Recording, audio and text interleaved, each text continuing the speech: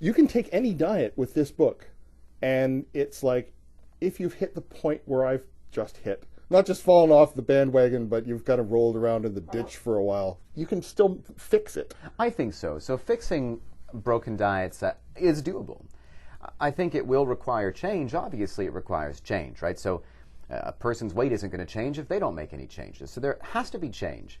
I have incredible empathy for the folks who have struggled over the years. I think that the bill of goods society has been given in regard to the weight management has been a god-awfully broken bill of goods. It's part of the title in terms of the Diet Fix.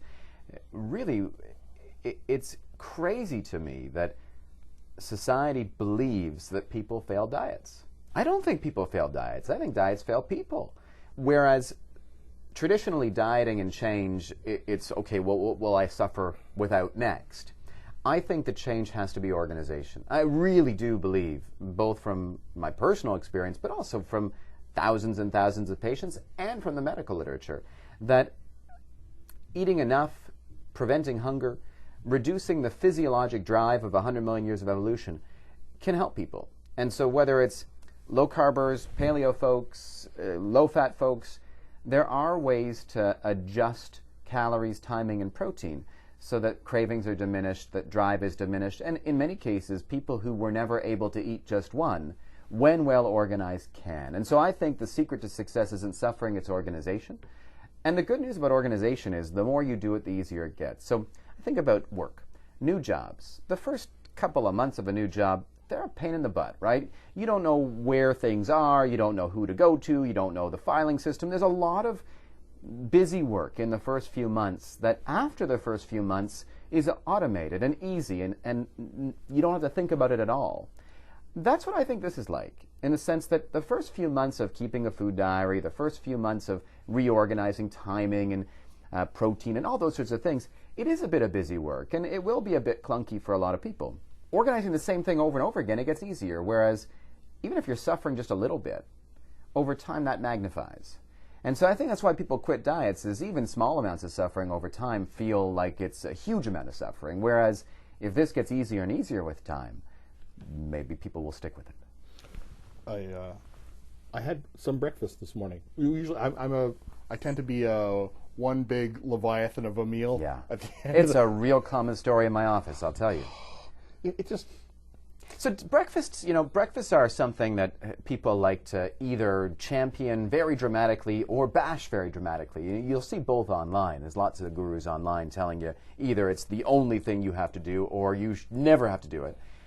Looking at the National Weight Control Registry, I talk about that registry in the book.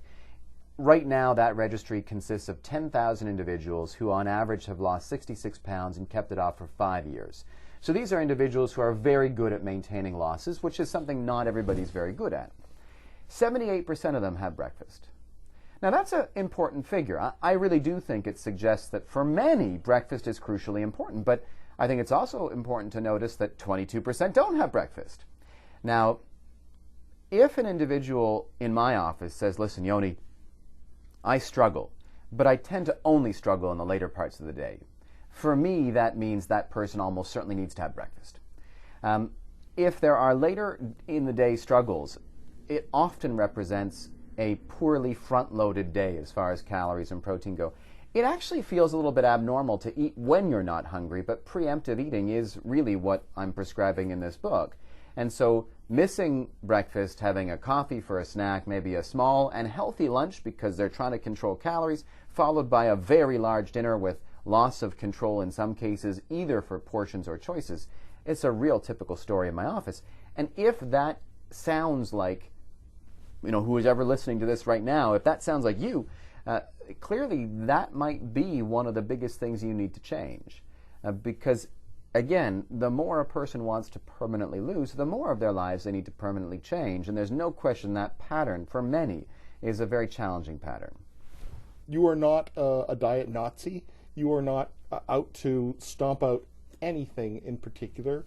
And he's like, it's like, cut yourself some slack. You're going to start again tomorrow. And life's not a straight line, right? So there's nothing in life that's a straight line. I think about my marriage. I've got a great marriage, but we have our ups and downs. I think about my job. It's usually really fulfilling, but sometimes it's a pain in the butt, like anybody's job. Kids too? Yeah, kids too. We'll have good days and bad days in life. We'll have good weeks and bad weeks, and even good months and bad months. Ultimately, though, just like a marriage, I mean, I think that healthy living is a very important relationship. I think we're going to get in fights with our relationships from time to time, and sometimes we'll take some steps backwards with them too, but you get back on the horse. I mean, if people just quit when they fail, I think embracing failure is actually a huge determinant of success, because we're all going to fall down. Sometimes we're going to fall down, though, and it's not really a fall. We've been taught it's a fall, celebrating for a birthday or, getting a promotion and going out and hitting the restaurants. We use food for celebration. There's an archaeological dig that's 35,000 years old looking at celebration. It was a wake for a shaman on the banks of the River Galilee, where they found the evidence of this massive feast. I mean, this is the human condition. And I think that we need to embrace the human condition. Now, there's no such thing as the eat as much as you want, whenever you want, however you want program that will cause weight loss. But I do think the all-you-can-thoughtfully-eat lifestyle, which is what I preach in the Diet Fix, is a real one, with ups and downs, with some regains and with some relosses. But this is about the healthiest life a person can enjoy. We're here, as far as I know, on this planet only one time. Food is a hugely and important pleasure in our lives. I think we should probably embrace that.